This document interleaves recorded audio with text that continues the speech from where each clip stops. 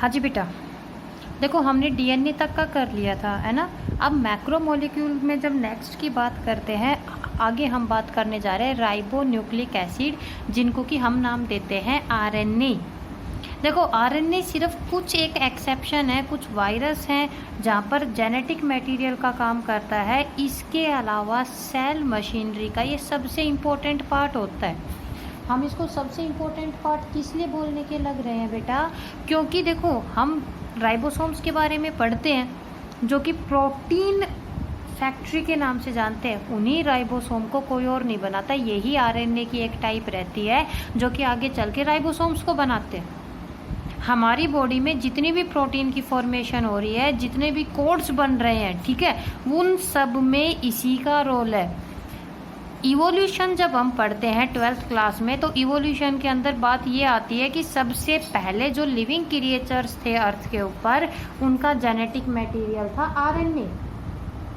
लेकिन environmental conditions change हुई, instability बढ़ गई और उस अनस्टेबिलिटी की वजह से जो आरएनए था उसकी जगह आ गया डीएनए, यानी कि आरएनए में ही मॉडिफिकेशन होके डीएनए आया था।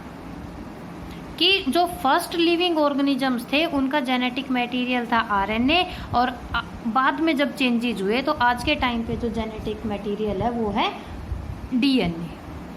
क्या बेटा, it is a single strand होने की वजह से इसकी जो स्टेबिलिटी होती है डीएनए के कंपेयर में वो कैसी होती है, कम होती है।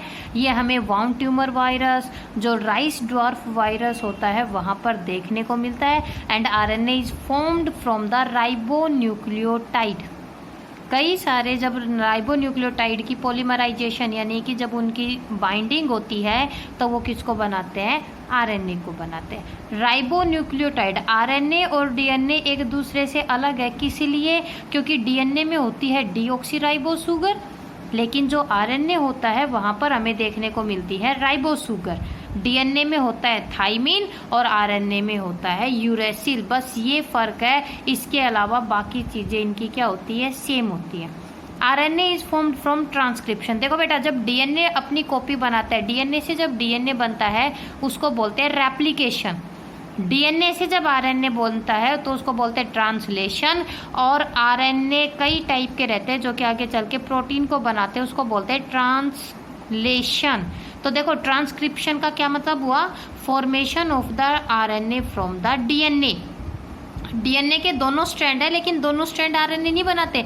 डीएनए का सिर्फ एक स्ट्रैंड, बताया था ना, कोडिंग और टेम्पलेट स्ट्रैंड। डीएनए का सिर्फ एक स्ट्रैंड होता है जो कि आरएनए को बनाता है, और डीएनए का वो स्ट्रैंड जो कि आरएनए को बनाए उसको हम नाम देते हैं टेम्पलेट। क्लियर। और जब डीएनए से आरएनए बनता है तो कई सारे टाइप के हमें आरएनए मिलते हैं। आरएनए के अंदर 3 चीज़ें होती है, राइबो शुगर, फॉस्फोरिक एसिड और नाइट्रोजन बेस पेयर। तो नाइट्रोजन बेस पेयर हमने 2 पढ़े थे, प्यूरिन और पिरामिडिन। ग्वानाइन और एडेनाइन तो है प्यूरिन, लेकिन पिरामिडिन में आ जाएगी बेटा इसके पास साइटोसाइन और इसके अलावा यूरेसिल। ठीक है, डीएनए में यूरेसिल की जगह कौन होता है, थाइमिन प्रेजेंट होता है। इतनी चीज़ें समझ में आई। जब अब हम इसकी आगे बात करेंगे तो जैसे हमने डीएनए का स्ट्रक्चर किया था वैसे ही आरएनए के स्ट्रक्चर करते हैं, लेकिन डीएनए की तरह यहाँ पर प्यूरिन और जो पिरामिडिन का जो रेशो है वो यूनिटी में नहीं है, यानी कि जो एक पर्टिकुलर जो रेशो चलना चाहिए वो नहीं होता। देखो एक एग्जाम्पल दिया है, ATACTG डीएनए का, ठीक है, वो आरएनए के ऊपर कैसे अपीयर होगा, UAUGAC। क्यों, क्योंकि ए के अपोजिट क्या आता है, यूरेसिल, लेकिन वहाँ डीएनए में ए के अपोजिट थाइमिन आता है। टी के अपोजिट ए आ जाएगा, ए के अपोजिट यू, साइटोसाइन के अपोजिट ग्वानाइन, थाइमिन के अपोजिट एडेनाइन और ग्वानाइन की जगह साइटोसाइन। थोड़ा सा अजीब लग रहा है, बट जब हम इसको ब्लैक बोर्ड पे करेंगे, क्लास में करेंगे, तब ये चीज़ें हमारी क्लियर होती जाएगी।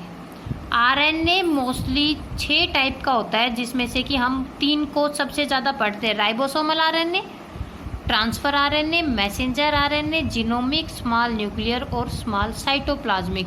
जिसमें कि जो पहले 3 होते हैं आरआरएनए, एमआरएनए और टीआरएनए, ये सबसे मेजर क्लासेस होती। क्यों, क्योंकि जो हमारी बॉडी के अंदर जिनका जो एक्सप्रेशन चलता है वो किसकी वजह से चलता है, इन्हीं आरएनए की वजह से चलता है। तो अब हम सबसे पहले बात करने जा रहे हैं बेटा राइबोसोमल आरएनए। राइबोसोमल जितने भी टाइप के आरएनए हैं उनमें ये सबसे ज़्यादा देखने को मिलता है, यानी कि 70 से 80% होता है। हम यूकैरियोट और प्रोकैरियोट में सेल बायो में पढ़ा कि राइबोसोम की 2 यूनिट होती है ना, ATS और 70S। ATS टूटी थी 60 और 40 में, और जो 70 थी वो किस में टूटी थी, 30 और 50 में। लेकिन जब उसी 60 की हम बात करेंगे, 60S सेवर्डबर्ग की, तो देखो बेटा उनकी जो सबसे छोटी छोटी यूनिट होती है उनको बोलते हैं 23S, 28S। ये वही है कि जब हम राइबोसोमल आरएनए की बात करेंगे, इनके सेडिमेंटेशन कोफिशिएंट के बीच पे, आरएनए में जो यूकैरियोट्स में हमने पढ़ा उसमें 2 सब यूनिट पढ़ी थी, 60S और इसके अलावा जो दूसरी हमने पढ़ी वो 40S। 60S में तो होता है बेटा 28S, 5.8S और 5S, यानी कि जो 60S है वो किस किस से मिलके बनी हुई है, 28, 5.8 और 5, और जो 40S है उसमें किस किस की सब यूनिट होती है, 18S। यूकैरियोट के बाद प्रोकैरियोट में 23S होती है, 16S होती है और 5S यूनिट। राइबोसोमल आरएनए, यहीं से ही समझ जाओ बेटा वो वाला आरएनए जो कि राइबोसोम्स को बनाएगा। और अगर राइबोसोम्स की बात आएगी तो हम ये सेवेडबर्ग की जो कोफिशिएंट थे इनके बारे में करेंगे ही करेंगे। क्लियर कि जब आरआरएनए राइबोसोमल आरएनए की बात करते हैं, ये पर्टिकुलर प्रोटीन मॉलिक्यूल के साथ जुड़ते हैं और किसको बना देते हैं, राइबोसोम्स को बना देते हैं। देखो इसका जो 3 प्राइम एंड होता है 18S आरआरएनए का, उसके कॉम्प्लीमेंट्री कैप रीजन। अब कहोगे मैम कैप और टेल क्या होती है, एक आरएनए पे उसके हेड और टेल को बचाने के लिए हेड के ऊपर आ जाती है कैप और टेल के ऊपर आ जाती है AAA पॉइंट। आप एट प्रेजेंट एक चीज़ याद रख लो कि जो राइबोसोमल आरएनए होते हैं वो राइबोसोम्स को बनाते हैं।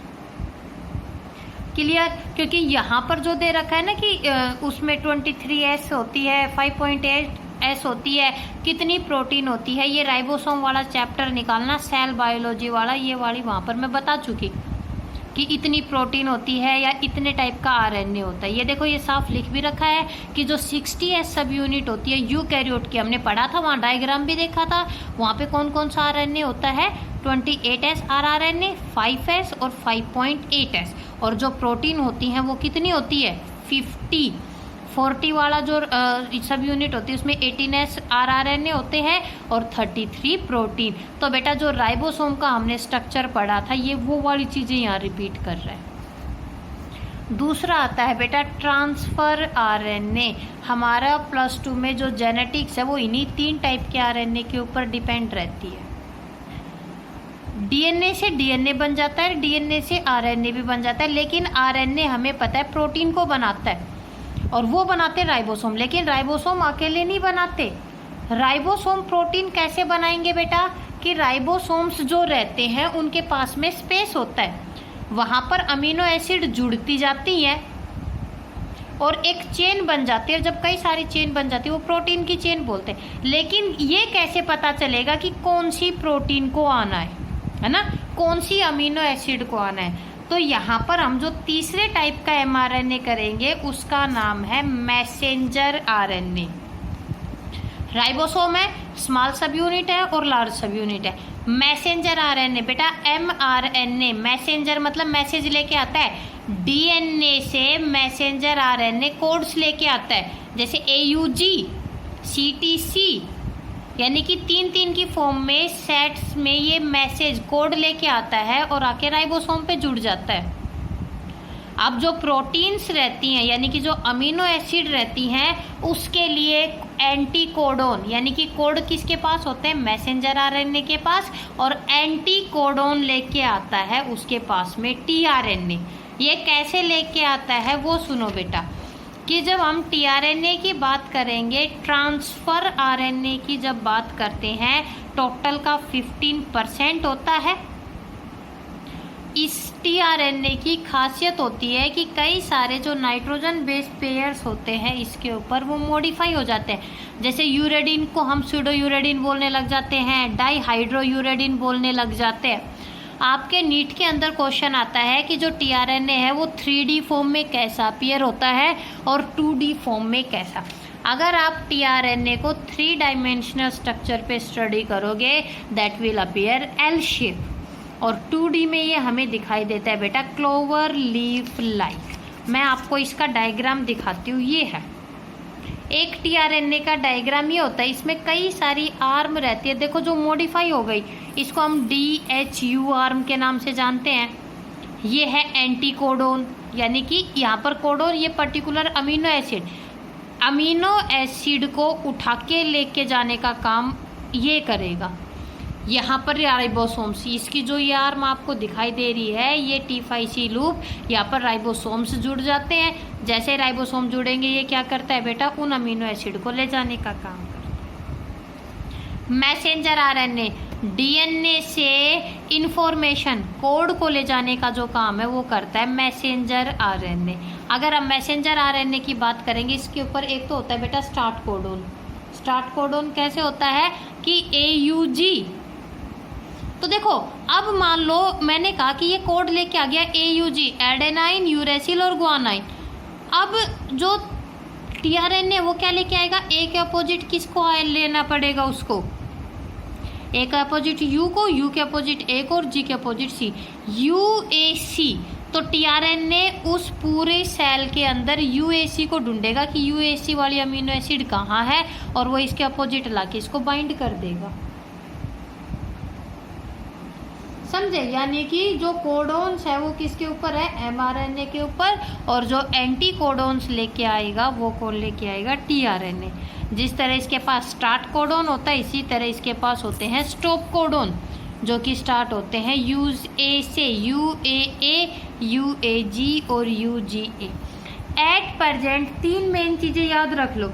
राइबोसोमल आरएनए का काम रहता है राइबोसोम्स बनाने का, मैसेंजर आरएनए का काम रहता है डीएनए से कोड लेके आने का ताकि वहाँ पर प्रोटीन की फॉर्मेशन हो सके, और टीआरएनए का काम है जो कोड एमआरएनए के ऊपर रहते हैं उनके अपोजिट एंटी कोडोन्स लेके आए ताकि एक प्रोटीन की चेन बन जाए।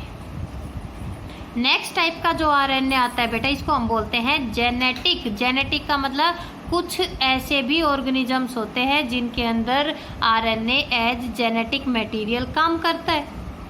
राइबोवायरस, टोबैको के अंदर एक डिजीज होती है लीफ डिजीज, इसको हम बोलते हैं tobacco Mosaic disease. Tobacco Mosaic disease हो गया, ठीक है। इनके अंदर जो डीएनए की जगह वहाँ पर कौन होता है बेटा, आरएनए होता है जो कि काम करता है एज जेनेटिक मटेरियल।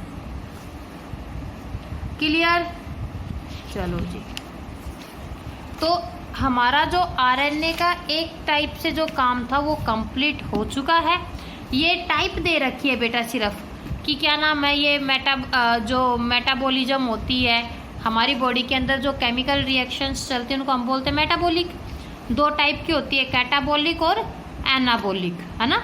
कैटाबॉलिज्म का मतलब टूटने वाली, और एनाबॉलिज्म जो कि कोई चीज़ बनती है उस टाइप की रिएक्शंस को हम क्या नाम देते हैं, एनाबॉलिज्म। की जो डीएनए रहता है जो आरएनए रहता है वो कैटाबॉलिज्म और एनाबॉलिज्म के अंदर हेल्प करता है।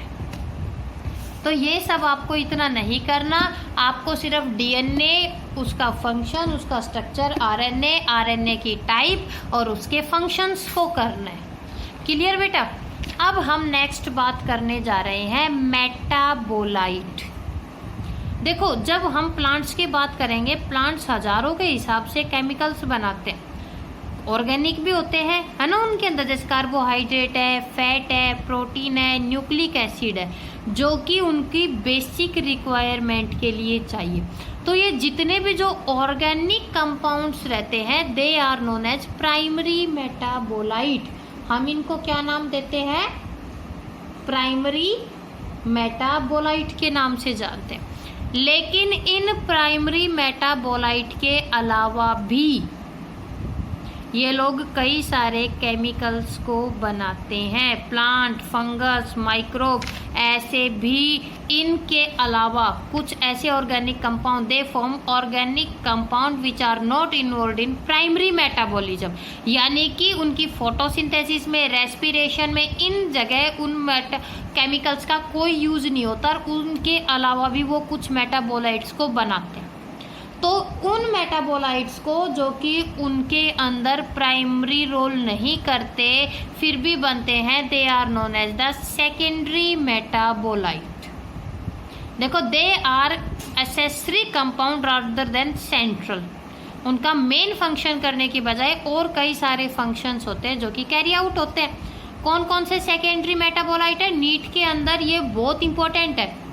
नीट के अंदर यहाँ से क्वेश्चन भी पूछा गया था, जैसे पिगमेंट्स है कई सारे, कैरोटिनोइड, एंथोसाइनिन सेकेंडरी है, अल्केलॉइड्स होते हैं, टर्पेनिडोइड्स होते हैं, essential oil, lemon grass oil, ठीक है, टॉक्सिन्स होते हैं, lectin, drug, polymeric substances, rubber, gum. तो बेटा ये उनके मेन काम में थोड़े आने आ रही है, या तो ये उनके वेस्ट होते हैं या उनका एसेसरी प्रोडक्ट होता है, इसलिए हम इनको बोलते हैं सेकेंडरी मेटाबोलाइट। तो क्या काम है सेकेंडरी मेटाबोलाइट का?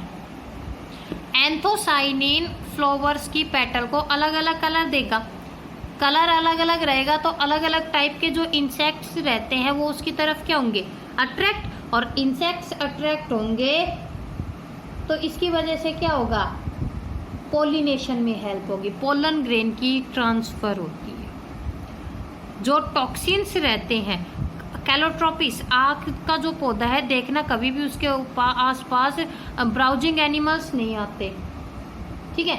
ब्राउजिंग एनिमल्स क्यों नहीं आते? क्योंकि वो एक टॉक्सिन को रिलीज करता है जो कि उनके अंदर पैरालिसिस कोज कर सकता है। इसका मतलब कि जो प्लांट्स के अंदर जो टॉक्सिन्स रहते हैं वो कहीं ना कहीं क्या करते हैं, अपने डिफेंस में उसको यूज कर लेते हैं, करते हैं ना।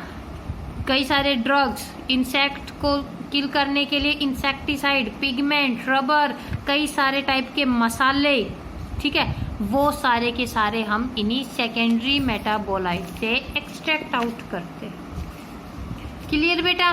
तो इनकी जो टाइप थी ये ऑलरेडी हम कर चुके हैं कि जो हमने टेबल की। अब जो ये बायोमोलिक्यूल का चैप्टर है इसमें हमारा लास्ट टॉपिक बचा है एंजाइम्स। एंजाइम की जो आपको ये पैराग्राफ दिखाई दे रहा है, इसकी हर लाइन पे, हर एक पॉइंट पे नीट के अंदर क्वेश्चन पूछा गया था। बायोमोलिक्यूल में प्रोटीन्स अमीनो एसिड के बाद में जो सबसे ज़्यादा क्वेश्चन आते हैं नीट के अंदर आपके मेडिकल एंट्रेंस में, वो इसी एंजाइम से आते हैं। तो बेटा एंजाइम को अब हम कंटिन्यू रखेंगे हमारी नेक्स्ट वीडियो में।